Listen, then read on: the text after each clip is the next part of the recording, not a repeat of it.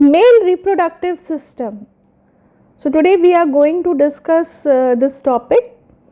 तो आज इस टॉपिक में हम देखेंगे मेल रिप्रोडक्टिव सिस्टम में कौन कौन से पार्ट हैं, डिटेल में हम इनको स्टडी करेंगे. So firstly we will see the location of the male reproductive system. Its location is in the pelvis region near the abdomen. It basically consists of four very important parts. First one is a pair of sex glands known as testes. Second one is a duct system, and in duct basically it is consists of vasa efferentia, epididymis, vas deferens and ejaculatory duct. Third is a accessory gland, that is seminal vesicle, prostate gland and bulbourethral glands. Fourth one is external genitalia, the penis containing urethra. Male reproductive system के चार मुख्य भाग हैं. पहला है testis. Testis में sperm form होते हैं. दूसरा है डक्ट सिस्टम. ये डक्ट का मतलब होता है कि ये एक पैसेज होता है जिसके थ्रू कोई सिक्रीशन जाता है, जैसे कि स्वेट हो गया या हमारा डाइजेस्टिव जूस हो गया, कोई भी किसी भी तरह का सिक्रीशन है वो डक्ट के माध्यम से मूव करता है. अब डक्ट में हम देखेंगे इसके भी पार्ट्स हैं, सब टाइप्स हैं. वासा एफरेंशिया, एपिडिडाइमस, वास डेफरन, इजैकुलेटरी डक्ट, ये सारे एक पैसेज, एक सिक्रीशन का माध्यम है जिसके थ्रू स्पर्म मूव करता है. थर्ड है एसेसरी ग्लैंड. एसेसरी ग्लैंड्स में तीन तरह की ग्लैंड्स होते हैं: seminal vesicle, prostate gland, bulbourethral gland. ये ग्लैंड अलग अलग तरह का सिक्रीशन प्रोड्यूस करती हैं और ये सिक्रीशन स्पर्म से मिलके सीमन बनाता है. तो ये एक बहुत इम्पॉर्टेंट सिक्रीशन होता है. लास्ट पार्ट है external genitalia, the penis. The male sex cells are produced by testes and they are conducted by various ducts and ejected through urethra. A fluid is produced by the secretion of the gland which basically nourishes the spermatozoa during the passage. The secretion of the gland with the spermatozoa is a whitish viscous fluid that is known as semen. The process of expulsion of semen from the urethra is called ejaculation. Testis, it is surrounded by three layers protective covering called tunica. Testis three layer से surrounded होती है और जो कि उसको protect करती है. First layer है ट्यूनिका वेजिनैलिस और ये आउटर कवरिंग करती है. दूसरी लेयर है ट्यूनिका अल्बुजिनिया, ये मिडिल लेयर होती है. तीसरी है ट्यूनिका वेसिकुलोसा, ये सबसे इनर मोस्ट लेयर होती है. और ट्यूनिका वेसिकुलोसा जैसा कि नाम बता रहा है वेसिकुलेसा, तो उसमें blood vascular system, highly blood vascular system present होता है जिसमें कि फाइन कैपिलरीज हैं और ये कनेक्टिव टिश्यू से एसोसिएटेड होता है.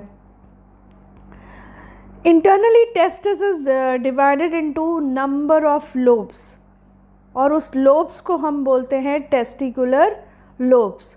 और हर एक लोब्यूल, टेस्टिकुलर लोब्यूल्स में बहुत सारे सेमिनिफेरस ट्यूब्यूल्स होते हैं. Each lobule contains number of tiny highly convoluted tubules known as seminiferous tubules. ये लोब लाइक स्ट्रक्चर जो होता है ये हमारे टेस्टिकुलर लोब्यूल्स में प्रेजेंट होता है. तो जब हम टेस्टिकुलर का स्ट्रक्चर देखते हैं तो टेस्टिकुलर लोब्यूल्स में बहुत सारे कंपार्टमेंट होते हैं या पार्टीशन होते हैं जिसके अंदर सेमिनिफेरस ट्यूब्यूल होता है.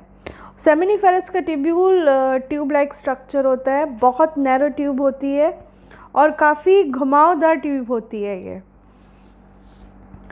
Wall of each seminiferous tubule is formed of a single layered germinal epithelium which consists of epithelial cell, and these cells are spermatogonia, interstitial cell and Sertoli cell.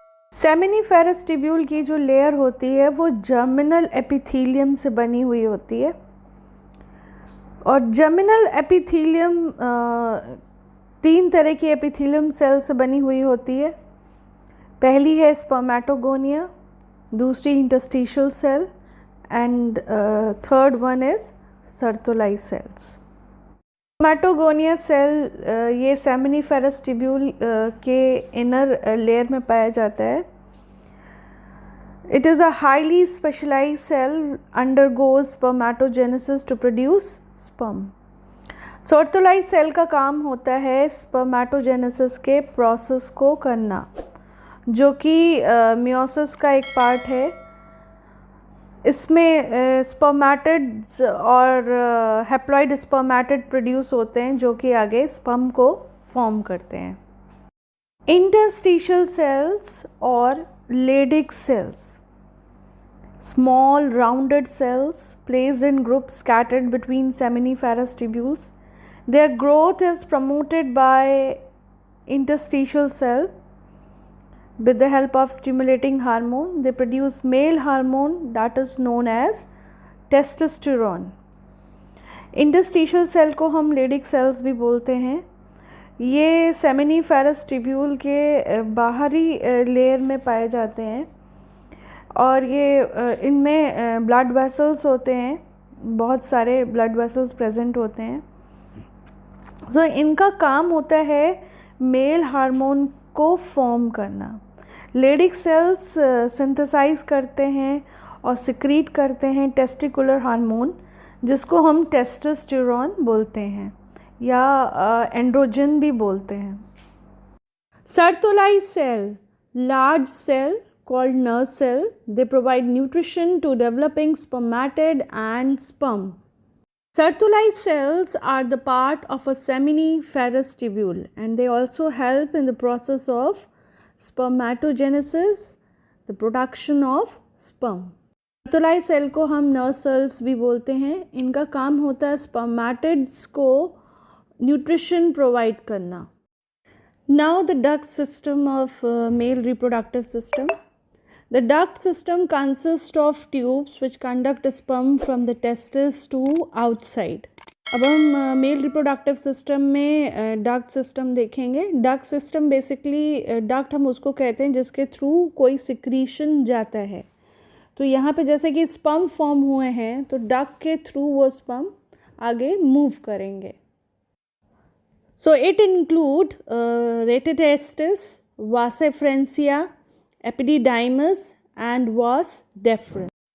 Seminiferous tubules open into a structure known as rete testis. Seminiferous tubule open होता है rete testis में, जिसमें कि spermatozoa move करते हैं। Vasa efferentia arise from the testes which open into the epididymis and conduct spermatozoa out from the testis. Now from the rete testis, spermatozoans move to vasa efferentia. अब spermatozoa rete testis से vasa efferentia की तरफ move करते हैं, जो कि आगे जाके epididymis में ओपन होता है या कंटिन्यू होता है। Epididymis is long about 6 meters but highly convoluted, resting upon tail, and the head of the epididymis is made up of highly convoluted continuation of the efferent ductils. एक long tubule structure है जो कि वासा efferentia से continue होता है। अब spermatozoa वासा efferentia से epididymis में मूव करता है और ये सबसे ज़्यादा हाईली कन्वोल्यूटेड ट्यूब्यूल है।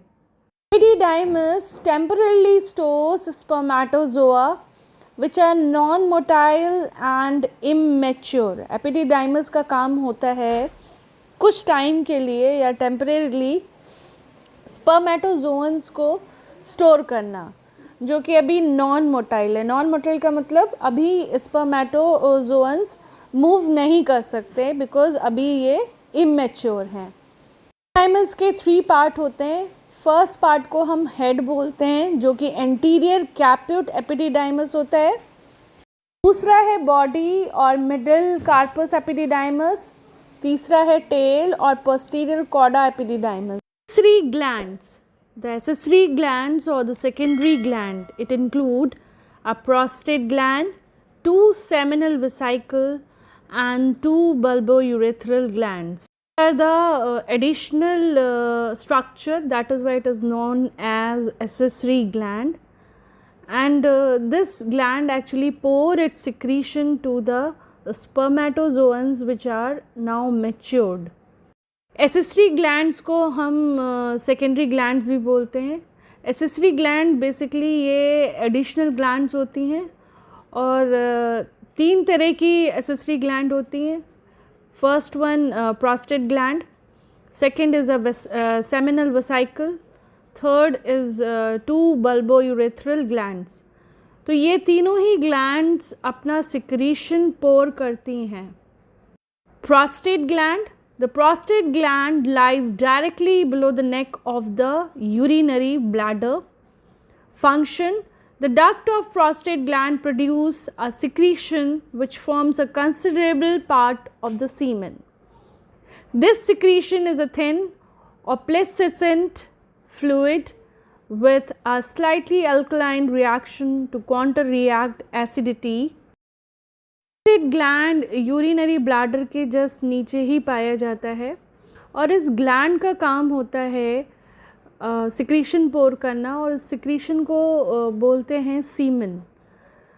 और सीमन बेसिकली बहुत थिन और ओपेक होता है, ट्रांसपेरेंट होता है, और इसकी जो नेचर होता है बेसिकली ये अल्कलाइन होता है।